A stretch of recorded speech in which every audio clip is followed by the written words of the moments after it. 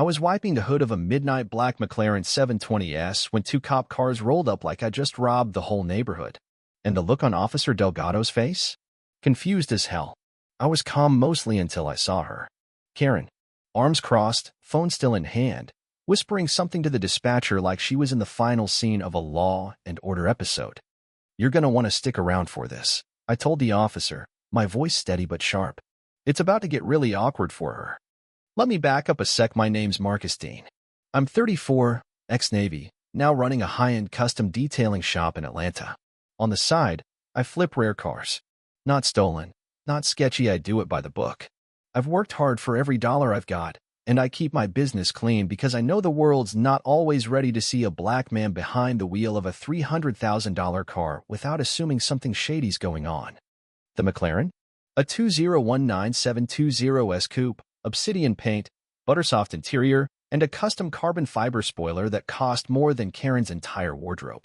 A client named Eric had sold it to me under a weird condition. He wanted it gone fast, title already signed over, but asked me to hold off registering it until the weekend because of a pending divorce situation. I didn't ask. Divorce is divorce. I had the paperwork in hand and was already scheduling the pickup when things blew up. So picture me in a quiet, upscale cul-de-sac, loading the car onto my flatbed trailer, doing everything right when out storms Karen from 3 houses down, wearing a floral robe and fury like it was perfume. "That's not your car," she barked, like I'd touched her crown jewels. "You're stealing it." I calmly told her I had the keys, the bill of sale, and if she wanted to verify anything, I'd be happy to call my lawyer. "I already called the police," she snapped, proud of herself. "You're not going anywhere." Yeah, that happened. The officers showed up about 10 minutes later, and Karen went full Oscar mode. "He's trying to steal my neighbor's car. This is a safe neighborhood. I don't know what he's doing here, but he doesn't belong." I cut her off. "You might want to shut up now, Karen. You're about to incriminate yourself." Officer Delgado asked for my ID, the bill of sale, and checked the VIN. I handed everything over calmly, but when he ran the plates, his eyebrows jumped halfway off his face. He turned slowly to Karen. "Ma'am, this car is registered in your name." Dead silence. Karen blinked like someone just threw a bucket of ice water in her face. "What? That's impossible. I don't. That's my husband's car." "Hey, he filed a report, told me." Now, I may not be a marriage counselor, but I do know when someone's lying through their teeth. And this was the start of something way bigger. See, Eric, the guy who sold me the car, turns out he wasn't just going through a divorce. He was in the process of exposing a hidden asset trail. Multiple cars, real estate, even shell accounts. He'd found out his soon-to-be ex-wife Karen had secretly been funneling HOA funds into a side LLC one she used to buy things like, well, a McLaren registered under her name to dodge IRS scrutiny. And yeah, I didn't know any of that when I bought the car, but I was about to. Later that week, I got a call from a guy named Nolan, Eric's divorce attorney. He asked to meet. "You're a detail guy, right?" he said. "You care about clean work." "So do I. And this Karen lady? She's dirty. You just got dropped in the middle of something big."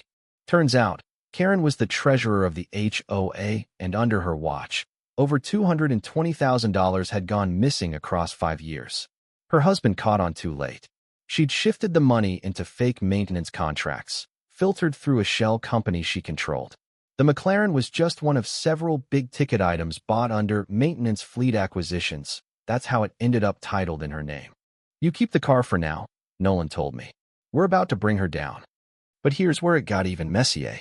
Karen started showing up to my shop. Once in the middle of the day, wearing her trademark sunglasses and fake smile. "I think we had a misunderstanding," she said. "Maybe I was a little too aggressive." I laughed. "You called the cops on me. You tried to frame me for grand theft auto. That ain't aggressive, lady. That's criminal." She leaned in. "I'll pay double what you paid. Just hand it over. No questions asked." Now that got my radar buzzing. Why would she want that car back so bad? So I did what any Navy vet with a habit of playing it smart would do. I wired up the McLaren with a 360 degrees dash cam system, full GPS, audio recorder, the works. And waited. 3 nights later, she broke into my lot. She thought the cameras were off. She had a key. She got in the car. She started it, and that's when my motion alert pinged me awake. I got there 10 minutes later, with my guy Malik filming the whole thing. Karen froze like a deer in a flashlight beam. I didn't say a word. I just pointed to the camera on the car's dash. You know what's funny? I said, walking toward her. This car you just tried to steal?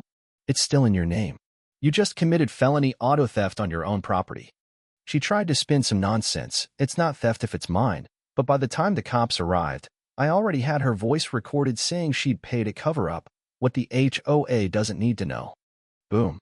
The cops towed the McLaren not to impound, but as evidence.